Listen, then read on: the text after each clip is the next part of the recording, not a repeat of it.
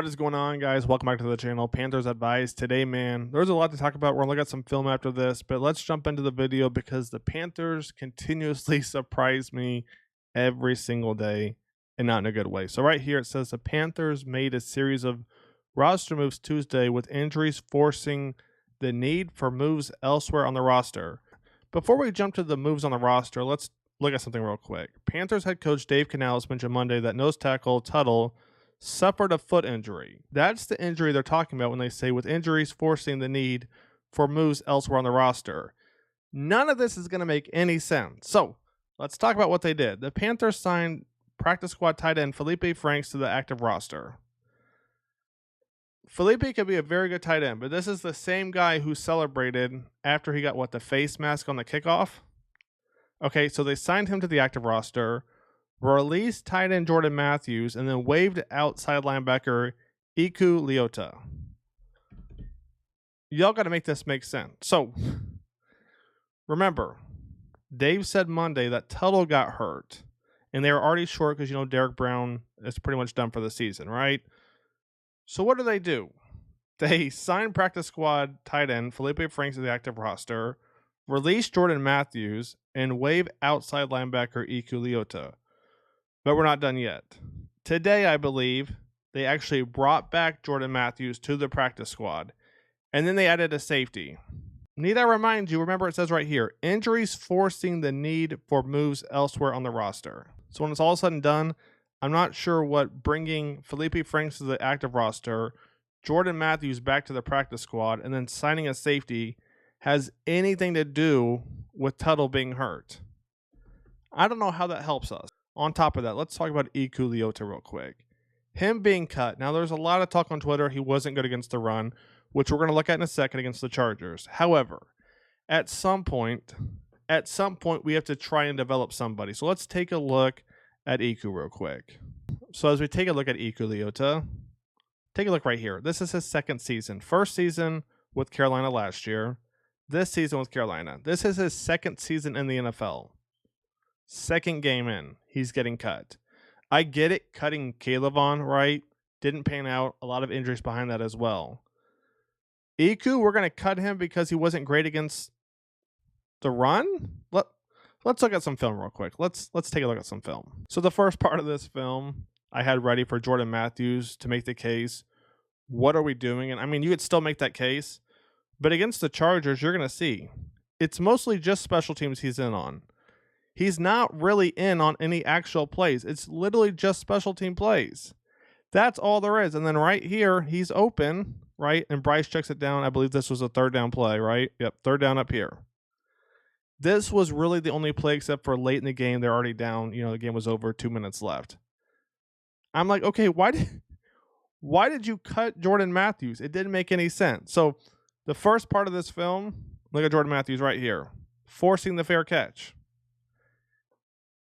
The first part of this film was going to be about Jordan Mathews and why did the Panthers cut him, right? I still don't understand why. Why is he on the practice squad? Felipe Franks is now on the active squad. Maybe there's a little bit behind the scenes we don't know. So now let's talk about Leota real quick. But before we do that, we have to talk about the Chargers offense because some people may not know. But Slater right here and Alt right here, these two dudes are going to be the cornerstone for the Chargers offense moving forward in the next 5 to 10 years, obviously barring any injuries. These two are beasts. Leota is in his second season, his second game. Let's look. When was he drafted real quick? Let's take a look real quick. Turns out Mr. Leota right here wasn't drafted. He was signed as an undrafted free agent. Guys, I'm not making an excuse for him for how he played against the Chargers, even though I don't think it was that bad. But you signed an undrafted free agent, and now you're expecting him in his second year in the second game to go against Mr. Alton Slater and make an impact when nobody else is? I mean, come on, man. I get if you want to cut Caleb on, right? The injuries, the lack of that boom potential, right? Boom or bust is what everybody said about him, right? I get that. It's not going to work. But he's obviously going to be somebody you're going to have to work with and grow. Kind of what we thought about Bryce Young. Now, that's a whole other subject. We don't have to go down. Did he struggle against the run? Did he miss tackles? Sure. Undrafted free agent, second year, second game. I mean, look, I'm showing you guys the missed tackles. I'm not trying to hide anything from you. He struggled, yes. He made mistakes. But you already cut Caleb Vaughn. Now you cut Iku. At what point do we draw the line and say, okay, we got to start growing these guys? Instead, you paid a lot of other people on that front seven who haven't done anything yet. So that's why I'm a little frustrated if you couldn't tell, right? Iku, did he struggle? Yes. But everybody struggled. You got DJ Johnson right here. Take a look at this. Take a look what happens. That's just bully ball, bro. It's bully ball. The Chargers, they were doing that to everybody on the Panthers team. So to cut somebody after going against probably one of the best run teams in the NFL, or will be this year, it just seems wild to me. Take a look. DJ Johnson right here. Watch what happens on this play. Take a look. I formation, bang. He gets pinched in. Look at that hole right there, right? Josie does a great job coming down. He makes the tackle right there. But what I'm saying is it didn't matter who you put at the edge rusher. If you don't believe me, let's jump to Clowney. Take a look at this. You're going to see right here, man, it doesn't matter who we had on the edge. Take a look at this hole. If this running back does a quick little pivot to the inside and bounces that back out, I mean, he's gone right there. This is why I'm frustrated. Because you cut somebody, not just somebody, you cut another guy from the edge position after the second game. You want to bench Bryce, fine. He looks like he's struggling. Even as a Bryce Young fan, I get it. Bench him for his own good. Let him kind of regroup. But man, to cut Iku, I mean, who are you going to put there? DJ?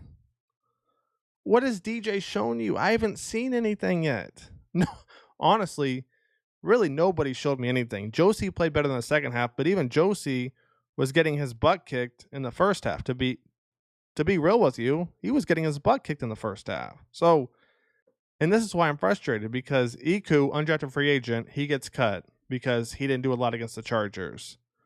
Jadeveon Clowney does so bad that the Chargers people post a 1.5-minute clip of their tackles completely kicking Jadeveon Clowney's butt. This is why I'm a little frustrated. Everybody wants to talk about Iku against the run game. Show me anybody who did something. Show me anybody. The Panthers, man, we're in for a long, long season at this point. I'm not going to lie to you guys, because the team, it's like we're going to cut somebody, sign somebody, cut somebody, sign somebody, cut somebody, sign somebody. I mean, this is just ridiculous at this point, guys, right? This is just ridiculous. That's my take. Let me know your thoughts, guys. It's just, right now, I'm just confused on what the Panthers are trying to do to win. Okay, you bench Bryce Young, you start Andy Dalton, perfect. But to cut another edge rusher when we're already pretty thin at that position, it just didn't make any sense to me. You know, it didn't make any sense. And right here is probably where Iku messed up the most, right? He bites on that hard. He bites on that hard. Then you got Josie Jewell right here, right? So we just talked about Iku being beat. Watch Josie Jewell right here. Take a look what happens.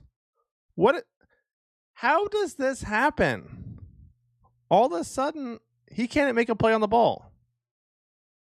He doesn't make a play on the ball. So like I said, man, this team, I don't even know what to say. Stay tuned. Live stream tonight. We'll talk about it more there. I'll catch you guys on the next one. Take it easy.